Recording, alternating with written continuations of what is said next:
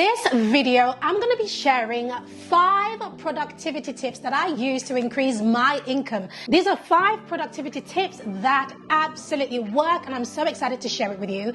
If you don't know who I am, I'm Pam Obasa, the founder of The Lucrative Lady, and I have created an incredible movement called Wake to Wealth, where over the course of an entire year, I'm going to be teaching my strategy that would allow you to wake up with more money in your bank account every single day. Now, if you want to be part of that movement, it is absolutely free to join. And this video that I'm teaching right now actually comes from one of the teachings from within the Wake to Wealth movement. So make sure you check out the link at the end of this video and join the movement. But let's talk real quick about productivity and why it's important. As I've been working with so many clients and growing my coaching business, and as working as an entrepreneur, one of the biggest struggles that I hear from people is, Pam, I'm tired. Pam, I'm constantly exhausted.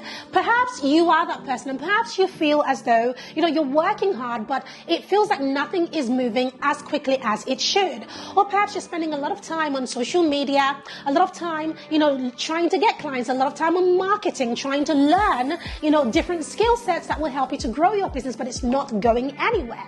How do you increase your productivity so that your income can increase? Well, I have studied this topic, and over the course of time, over a period of time, I have found these 5 keys to be the most important things you need to do. And number 5 is actually the best one, my favorite. So you're going to want to watch this video until the very end. Let's talk about number 1. The first thing I do in my business that really helps me with my productivity is to plan a 12-week sprint. I recently started studying a book called The 12-Week Year by Brian P. Moran, and it actually revolutionized the way that I plan my business. One of the things that I really took away from the book, or rather the main concept of the book, is that instead of planning your entire year, you know how a lot of people come out at the beginning of the year with New Year's resolutions, right? They want to plan their entire year. The problem with this is that it can very quickly become overwhelming, right? And a lot of people get stuck in the middle of the year or within the first 3 months of the year, and some people within the first month of the year.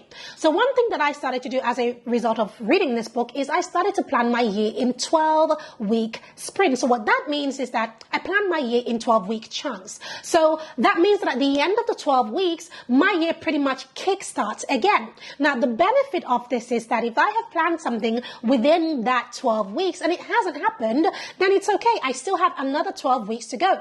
Whereas if you're planning for an entire year, an entire 52 weeks of the year, what most people do is that they wait until the end of the year and then they take stock of their year and then realize, no, actually, I had this on my list and it didn't actually happen. And so you end up feeling a little bit demoralized, feeling like you're short of time, you've run out of time, and feeling as though your goals were too big. However, if instead of planning your whole year as a big chunk, you plan it in 12-week chunks, you know that you have 4 shots at this 12-week year to make up an entire normal year. So I find that planning in 12-week sprints has really, really helped me. But I do things a little bit differently to what the book teaches. Here is what I do differently. Instead of planning in 12-week sprints, I actually plan my weeks as a 10-week year. So what I do is weeks 1 to 10 of my 12-week sprint, I call this action time. On my calendar for the first 10 weeks, I'm going in. I'm like a dog with a bone. Whatever the goal is for my business in those 12 weeks, I'm trying to achieve it in 10 weeks. So in those first 10 weeks, I am super, super focused. I am super determined. I'm working on my mindset. I'm making sure I'm accountable. I'm making sure that I'm completing all the tasks in those first 10 weeks because it is action time, the first 10 weeks. So if weeks 1 to 10 is action time, week 11 for me is a refreshment time. For this, I take an entire week off of my business, where sometimes I take the entire week completely off, or I just work a lot less, i.e. just, respond to messages or respond to any urgent emails or anything like that. But I like to use the week to just refresh my mind and spend time with my family, most importantly, so that they can see the difference, between action time and refreshment time. Then on week 12 of my 12-week sprint, I focus this on planning the next 12 weeks to come. So that specific week, week 12, when I'm evaluating the 12 weeks I'm planning ahead for the next, here are some of the questions that I would ask myself. Question 1 is always, is, how did the last 12 weeks go? Did I achieve my goals? The next question I want to ask myself is, did my income producing tasks, did they produce income? Question number 3 is, how much income or revenue did my business bring in these 12 weeks that are just passing? Question number 4 is, what do I plan to carry over into my next 12-week year? And question number 5 is, what do I plan to leave behind? What didn't work? These are the 5 key questions that I ask myself, and every time I take stock and do the review, it helps me to move on with the next 12-week year. And by the time that time arrives, I am ready to go, and I repeat that cycle again. This has helped me to maximize my productivity like crazy. Now, here's a quick tip for you to do this and to stay organized. I use Notion, and I've created a 12-week plan inside of Notion that helps me to achieve this. And this is what I use every single day to really track this 12-week sprint. Productivity hack number 2 is to write down your income producing tasks. Not everything you do in your business is an income producing task. Did you know that? Not everything you do in your business is going to serve you, is going to increase your income, increase your revenue, or even increase your impact. There are so many things that we do that just does nothing. I'm sure you've heard the phrase that it's 20% of what you do that actually counts. That's the 80-20 rule, where you have 100%, but inside of that 100% of everything that you do, it's actually only the 20% that does the heavy lifting for you. The problem that most entrepreneurs have is that they don't understand what that 20% is, and I was one of those people. And so what we do is we just go and do, never actually stopping to take stock to realize which parts of these activities is going to do the heavy lifting for you, is going to make you the most amount of money. So what I then did to increase my productivity is I made a list of my top income producing tasks. Every business has a set of income producing tasks, or IPT as I like to call them, that you need to focus on. Every business does. No matter what business you're in, there's a set of tasks that will bring in the most amount of income. So for example, if you're in multi-level marketing, your income producing task could be send 10 DMs before 10 a.m. That's an income producing task. If you're a speaker, then your income producing task could be reach out to 10 podcast hosts and pitch yourself before 10 a.m. every single day. If you're a course creator, your income producing task could be find 5 affiliates to help you to promote your course. Can you see that if you did anything on that list that you are going to do well, if you do it consistently? That, my darlings, is the power of having an income producing task and being very specific. Notice that in the income producing task, I said do this before this time. So this is what really helps you to 5x, 10x, 1000x your productivity like crazy. Whilst those are just a few of the examples that you might want to use, if you're a coach, however, and you're on this channel watching this, then you might be wondering, Pam, what are my income producing tasks? So I want to give you a list of what I consider income producing tasks that have really worked well for me, and they will work for you too if you do them consistently. Number 1, create a new offer for a segment of your email list. Number 2, send an email to your list, and the call to action is for them to schedule a call with you. That is a fabulous income producing task. Number 3, write and publish a sales page. Number 4, record a video sales letter. Number 5, publish an email with a call to action. It could be a call to action to buy something from you, to click on a link and schedule a call with you, to join you inside of your webinar, your live stream, your Facebook group, whatever the call to action may be. It's got to be there for this to be an income producing task. The next one on my list is to publish a social media post with a call to action. Again, make sure that this one has a call to action, because if it's just a post, then it will do okay. People might like it, people might comment, but it might not lead them to click anything, right? You've got to see that when it comes to an income producing task, you're taking people from reading your content to clicking a link and going someplace else. That's what makes it an income producing task. Last but not least on my list is publish a video with a call to action on social media. We all know the power of video, but not a lot of people think about the power of call to action. If you look back at this, you'll notice that a lot of the ideas that I've shared for income producing tasks all have some sort of call to action attached to them.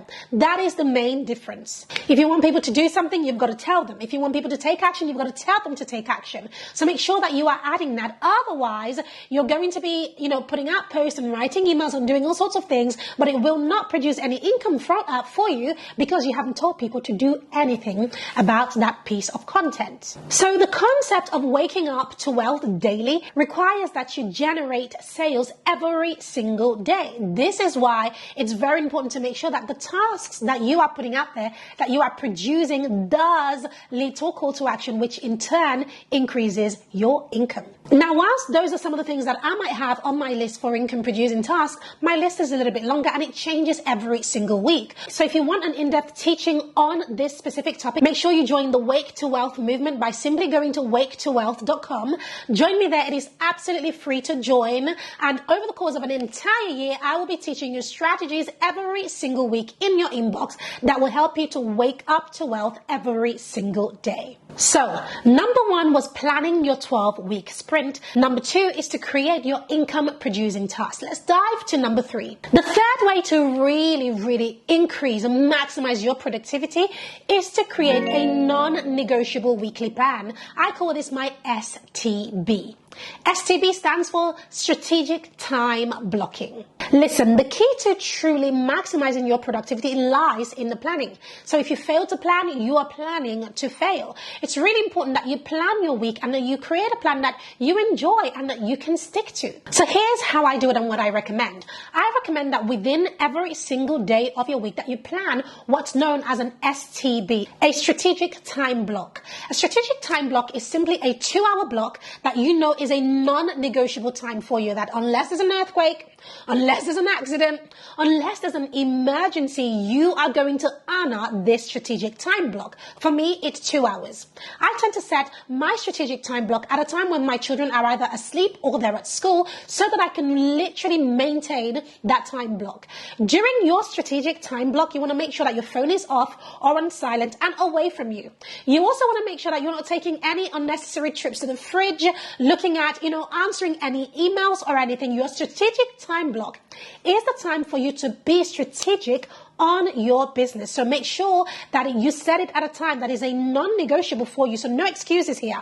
No excuses. I am watching you. So make sure that you block out 2 hours every single day in your, every single day to work on your business, and this will instantly increase your productivity. Number 4, the fourth way to really increase your productivity and to maximize your productivity is to get accountability. Now, there are 2 levels of accountability that I love to talk about. One is accountability with yourself, and the other is accountability with a group. Let's talk about level 1, accountability with yourself. Most people never take accountability for their own actions. If they have a coach, and something's going wrong, it's the coach's fault.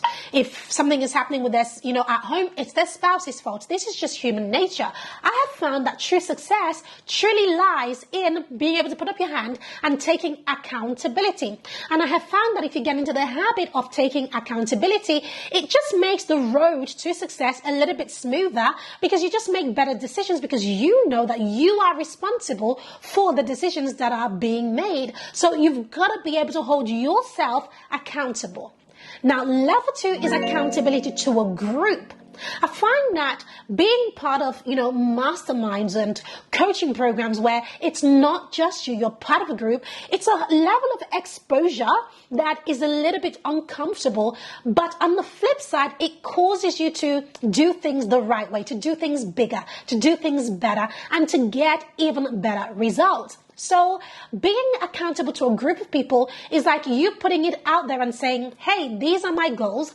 This is what I plan to achieve. And your brain knows that because you've said it and other people have heard it, now you are going to place more of an importance on actually achieving those goals. So when it comes to accountability, those are the 2 key areas you need to have accountability. 1, accountability to yourself, and 2, accountability to others. Very important. Now, strategy number 5, and my favorite, is this, and that is to measure your results. Measure, measure, measure. Do not be like one of those birds that bury their heads in the sand. You've got to measure your results, because if you don't know how you're doing, how do you know how far you have come or how far you've got to go?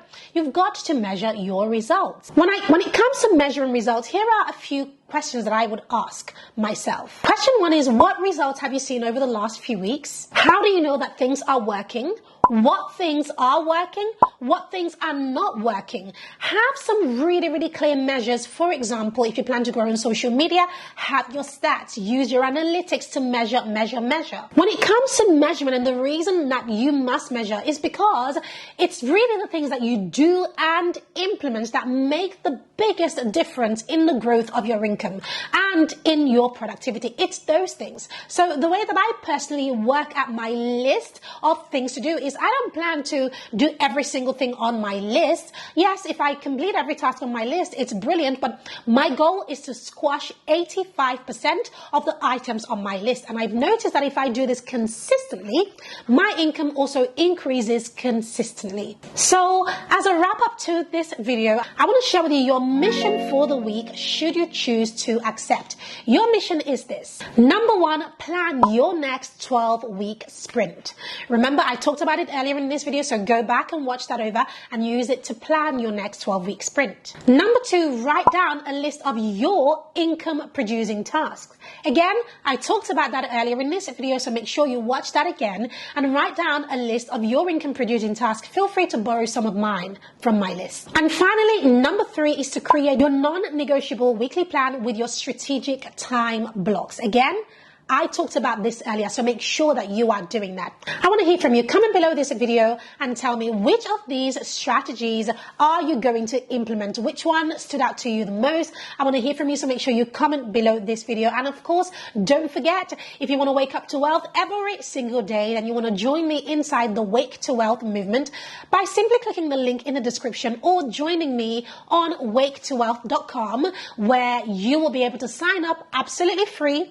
But by signing up, you get these strategies packaged and delivered to your inbox every single week. So make sure you do that. Before you go, don't forget to comment below this video, like and subscribe so that you'll be first to see when we comment. And then check out this playlist that has a lot more tips for you. And I'll see you in my next video. See you then.